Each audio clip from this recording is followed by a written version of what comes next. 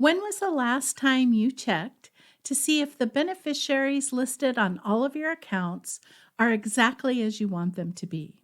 If you can't remember when, you're not alone. Today, we're going to explain why it's vitally important that you get into a regular habit of dedicating a very small amount of time to doing something that I call a beneficiary checkup. This exercise is one of the most overlooked tools in financial planning, and it's very easy to do, and it's one of the best tips that I can share with you. If you haven't listened to any other episode, I really hope you listen to this one. Hello and welcome. Danette here. Thank you for joining us. I hope you're having an amazing day. If you're new here or haven't already, please consider subscribing so that you can be updated when I release new episodes where I share tips and strategies to help you navigate your financial journey. Life is changing rapidly. We don't even realize how quickly things can change. There are births in the family, marriages, job changes, moving. Sometimes we have losses in our family where we lose a family member.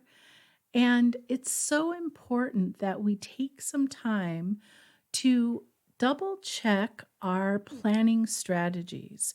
It's important to take a few minutes, not a lot of time, to do something that I'm calling a beneficiary checkup. Today, we're going to discuss three things. First, we'll discuss clearly defining your beneficiaries. Second, we'll talk about communicating that with your family and why it's so important. And third, we'll talk about doing something called a beneficiary checkup.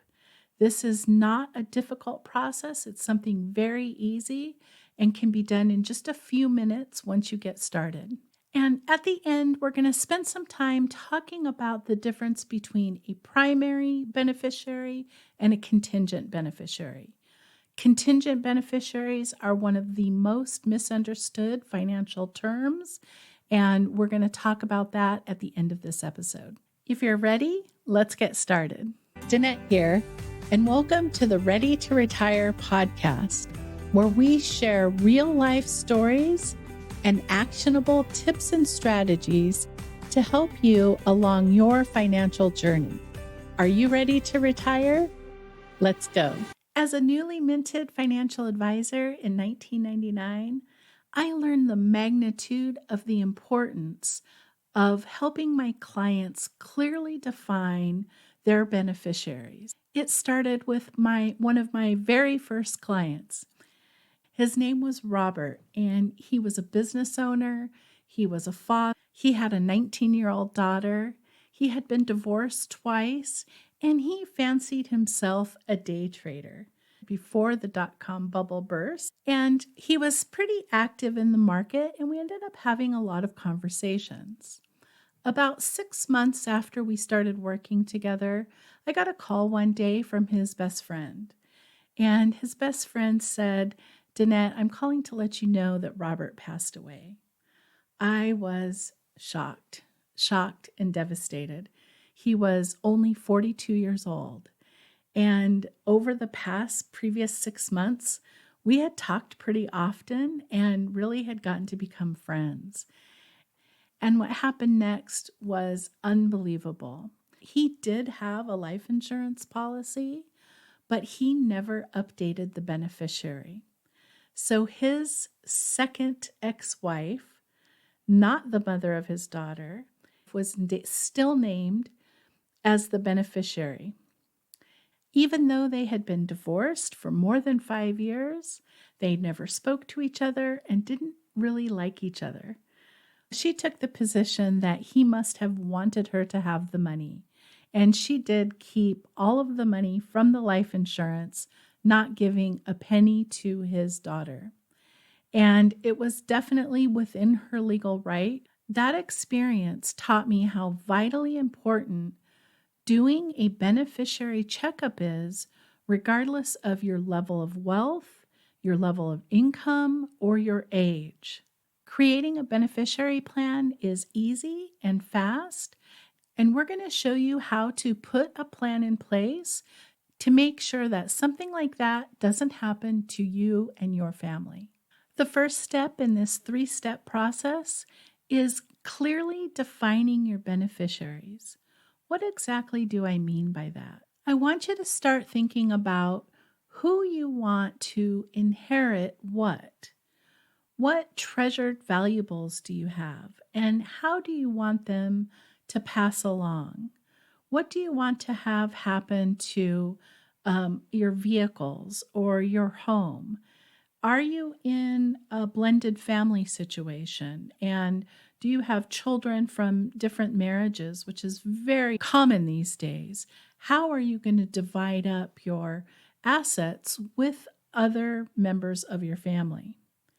And the first step is having a vision of what it is you want to have happen and share that with your spouse or your partner. You want to make sure that you and your spouse or partner are on the same page and that you both agree of how you want things to go.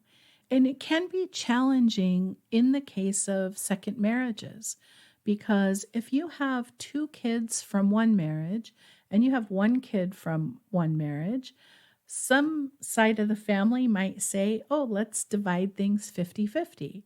And the one child would get 50%, and the other 2 children would get 25% each. And another side of the family might say, no, there's 3 kids. Let's divide it up into thirds, a third, a third, a third. And so it can be challenging. It gets easily very, very complicated. And we also want to think about who is caring for us, who is helping us in our older years, or who is likely to help us in our older years, should that child get a little bit extra, or what child is struggling and what child is needing more support during their lifetime, and maybe they get a little bit less at the end because you've been supporting them during their lifetime. There is no wrong answer here. You really can't make a mistake. What happens, though, is you have these mental ideas of what you want to have happen, but then your planning documents don't reflect what you're hoping to have happen. And this is something that we can do on an annual basis to help get ourselves up to speed. To help you get started with this, we've put together a free guide called 3 Steps to Planning an Epic Retirement. We will link to it in the show notes below. This is an awesome free resource that you can download today to help you start the process of identifying all of your assets and starting to map out who in your family you would like to receive what. Step 2 is having an open communication with your family. There is nothing more important than sitting down with your family and explaining to them exactly what it is that you want to see have happen. First of all, that's going to start with sitting down with your partner or your spouse and making sure that the two of you are on the same page. And then how do you communicate that with your family? This is such an awkward conversation, right? You don't want necessarily to divulge what you have saved, what your net worth is, and what your financial situation is. And then also, kids don't want us to talk about our own mortality. And so, families have a tendency to avoid this conversation, and they also have a tendency to make assumptions. Like we talked about earlier, if there's 3 kids in the family, they might say a third, a third, a third, but you might be thinking, hey, I've already given this child this many dollars, and so I'm going to give a little bit more to the brother and sister. Having these conversations with your family on a regular basis will help. If something does happen to you and your family is grieving, it's like they're not going to be finding out for the first time what's going on at the point where it's too late to ask you any questions.